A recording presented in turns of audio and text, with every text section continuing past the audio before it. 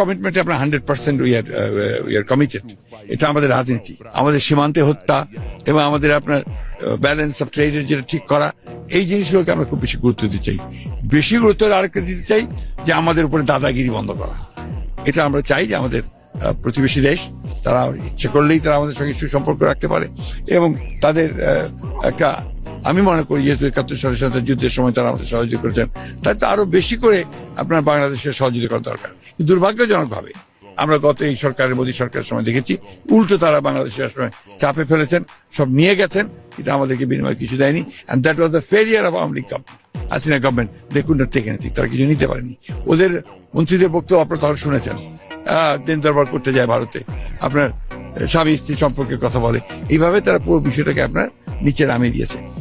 Equal footing এর কথা বলতে হবে, মর্যাদা রাখতে হবে, সমমর্যাদা রাখতে হবে, স্বার্থটাকে, দেশের স্বার্থটাকে সবার আগে গুরুত্ব দিতে হবে।